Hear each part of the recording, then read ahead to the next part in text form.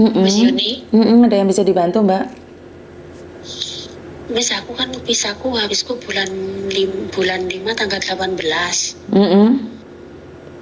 Terus aku kan nanti bulan 2 bulan ini ya, tanggal 26 itu mau geng, tapi kan aku ada masalah sama bank. Maksudnya gimana, nggak paham saya? Mau geng tapi aku gitu ada masalah sama bank 4 bulan aku nggak ngangsur. Terus apa hubungannya sama Jutke? Takutnya nanti pas job visa di Makau ada masalah gitu. Nggak ada hubungan dong. Kamu punya utang bank dibayar, nggak dibayar kan hubunganmu sama bank. Sama imigrasi apa hubungannya, sayang? Takutnya nanti katanya, aku kan pernah lihat di YouTube itu ya, pas Jutken terus dia ada masalah sama bank, dia terus ditangkap polisi di Makau sana. Iya, dia bermasalah dengan bank karena dia money laundry, bukan masalah karena dia utang bank. Utang bank kan bukan urusannya negara, itu urusanmu sama pihak bank. Iya, aku takutnya gitu. Kecuali kamu lagi ikut pencucian uang, money laundry, mungkin kamu akan ditangkap dan dipenjara juga. Tapi kalau kamu utang bank secara pribadi kan nggak ada hubungan sama pemerintah, Mbak. Oh, gitu ya. Terus, sampean telepon aku sampai 1000 kali nanya no you tok. Enggak, aku tuh takutnya kan majikanku juga tahu. Aku takutnya di interminate gitu. Ngerti, tapi kan sama menanyakan tentang Jutgeng, apakah kamu akan ditangkap gara-gara utang bank, bener tidak? Iya. Karena kamu tahu bahwa ada yang Jutgeng ditangkap polisi, benar tidak? Iya. Itu karena dia money laundry, bukan karena dia punya utang bank. Soalnya banknya itu tiap hari itu telepon rumah majikanku, Miss. Ngerti, tapi kan sama berbicara tentang Jutgeng, Mbak. Saya tidak berbicara dengan sampean bahwa majikanmu selalu ditelepon oleh bank. Kan saya tidak ngomong itu. Kalau ditelepon bank itu kan ya jelas lah, wong kamu punya utang nggak dibayar, dikejar kan wajar. Jadi mereka tuh bukan mengejar kamu, tapi mereka tuh mengejar uang yang sudah kamu pinjam. Tapi sekarang kita berbicara tentang imigrasi kan gak ada hubungannya dengan utang bankmu, sayang. Oh iya. Pertanyaan saya, kenapa nggak dibayar? Oh, itu kan 4 bulan itu kan buat itu aku kan bikin rumah. Dulunya itu aku di sini udah 8 tahun, Miss. Tapi yang 4 tahun itu udah habis buat berobat suamiku. Terus kenapa utang bank nggak bisa bayar, sayang? Ya di rumah tahu sendiri kan udah nggak ada bapak, udah nggak ada ibu, aku ngurusin anak 2, bapakku juga udah tua kan, otomatis tiap bulan ngirim ke rumah. Udah di rumah itu nggak punya sawah, nggak punya apa, Miss. Ngerti, tapi yang saya tahu kamu utang bank, otomatis saya tuh tidak menyalahkan bank kalau ngejar kalian, Mbak. Kalian ambil uang mereka. Apakah kalian tenang walaupun nggak dikejar sama bank? Tapi kalian hitungannya kan tetap punya utang toh. Jadi jangan kasih alasan sama saya bahwa keluargamu butuh. Tak tanyain siapa sih yang nggak butuh? Semua orang itu butuh, itu alasan bagi saya. Tapi utang itu tanggung jawab, sayang. Ya, tapi aku itu majikanku udah tahu dulu kan yang nyuruh majikanku. Ini loh yang saya nggak paham. Bukan masalah nyuruh nggaknya, pertanyaan saya kenapa nggak bayar? Ya uangnya kepake terus. Loh, Mbak nurusin orang kepake terus, saya akan terus kepake. Kamu percaya nggak? Saya tidak akan belani bank atau tidak belani siapa-siapa. Tapi yang saya tahu, orang utang sampai kapanpun dikejar. Kalaupun kamu nggak dikejar, tahu nggak? Kamu sudah mengambil hak orang lain, suatu saat itu akan ngambil punyamu loh. Maka kelihatan, kamu tidak akan diberikan kesehatan keluargamu. Ntar malah ada musibah, ada ini, ada itu, ada ini, ada itu. Dan kamu tidak akan pernah merasa puas dengan apa yang kamu punya. Karena memang utang itu harus dibayar. Kamu bisa lari, kamu nggak mungkin ditangkap polisi, tapi namanya utang itu darah daging, sayang. Lek nuruti butuh, ya siapa sih nggak butuh? Siapa sih nggak kepingin duit? Bener nggak? Iya. Lu lek sampean ngudah utang bank terus gak mau reken ngono rek, yo dunia persilatan ini akan hancur. Ya jangan ngomong kayak gitu karena butuh loh. Bener lah, apes itu nggak ada di kalender loh. Wayan bayar ya dibayar no bange. sampai 4 bulan ngejar-ngejar kayak sampean gak bayar. Ngurusi butuh kamen gak ono lerene Mbak butuh ya Mbak.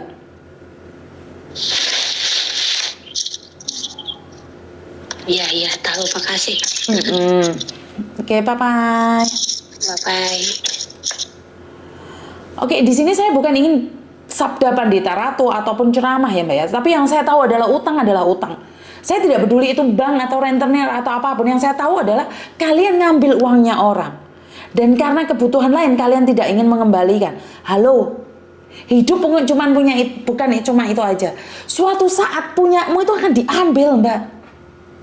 Jadi kalau kamu menggenggam hartamu sendiri seperti ini, percaya atau enggak, ini akan brodol Mbak. Saya sudah selalu bilang, kamu punya utang, mau tidak mau cepat atau lambat bayar.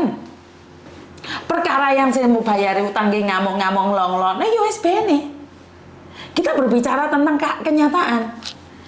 Jadi bank itu bukan ngamuk, bukan nagih atau koncomu itu nesu dek kamu, bukan. Tapi dia itu mau ngambil balik haknya yang kamu pinjem. Jadi buat mbak-mbaknya yang utang temen nih, utang bank, utang siapa, ya jangan lari dari kenyataan. Saya nggak ngomong siapapun itu ya.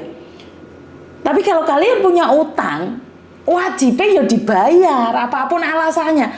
Nunggu butuhmu selesai, nggak selesai.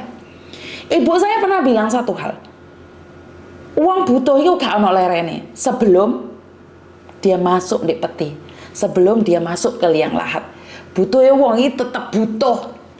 Karena itu punya utang, sisakan uangmu sedikit itu untuk bayar utang. Jadi jangan berharap bahwa ya kalau imigrasi tidak akan menangkap kamu gara-gara kamu punya utang bank. Yang saya tahu kemarin adalah ditangkap gara-gara dia itu money laundry. Jadi ketahuan sama polisi, dia rekam jejaknya sedang dicari dan kebetulan dia jutking, maka dia ditangkap. Jadi buat mbak-mbaknya jangan menyepelekan utang ya. Sehari-hari ini tuh banyak sekali yang teman-temannya sampai mencari ke saya tentang utang bank, tentang ini, tentang itu. Saya tuh pusing kadang-kadang. Dan saya tuh nggak paham dengan lifestyle kalian. Siapa sih yang nggak butuh? Siapa sih yang nggak suka uang? Saya butuh, saya suka. Tapi caranya bukan membohongi teman. Caranya bukan berarti ambil bank nggak bayar. Tidak. Bukan seperti itu.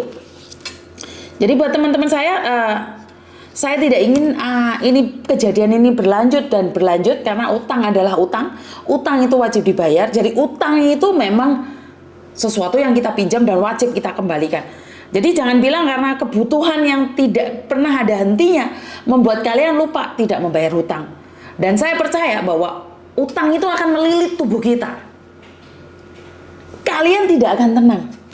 Kalau kalian tidak menyelesaikan hutang kalian, selamanya hidupmu tidak akan tenang. Akan ada aja musibah. Wes gak percaya omong aku. Jadi jangan tenang-tenang karena sekarang temanmu gak nagih. Jangan tenang-tenang karena bank gak nagih. Itu tanggung jawabmu.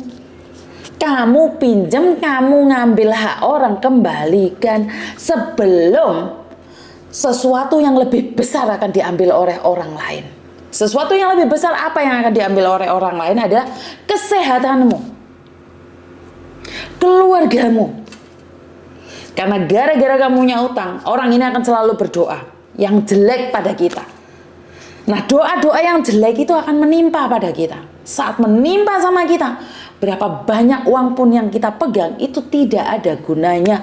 Muspro. Karena itu saya selalu bilang, memang punya utang jangan sampai ditagih. Kalau sudah punya balik no mbak, koncomu iki gak nagih, tapi dia itu meminta haknya dia. Karena kamu sudah meminjam haknya dia. Bank itu gak nagih hutang, tapi bank itu meminta haknya dia untuk dikembalikan. Karena dulu kamu pinjam. Jadi kadang-kadang saya cuma berpikir rentenir itu, dia itu kadang-kadang ada yang untung ada yang buntung loh. Ya, ngutang 05.000 dibalik pempisahan, terus laporan sama KJRI, paspor hilang, terus ada paspor baru, proses lagi, ya buntung. Tapi ya, saya yakin orang yang dengan sengaja berbohong untuk kenikmatan pribadi, hidupnya tidak akan pernah tenang. Ini buat kalian yang para pengutang yang suka ngutang dan tidak suka mengembalikan, dengarkan kata-kata saya. Hidupmu tidak akan pernah tenang, hidupmu tidak akan pernah kelar selagi kamu masih mengambil hak orang, selagi kamu masih ngutang punyanya orang. Ingat kata saya, hidupmu tidak akan pernah tenang dan hidupmu akan selalu cemas. Itu aja dari saya, kurang lebihnya saya minta maaf. Wassalamualaikum warahmatullahi wabarakatuh. Berkat Tuhan mengalir atas hidup kita semua. Semoga semua makhluk hidup bahagia dan bye-bye.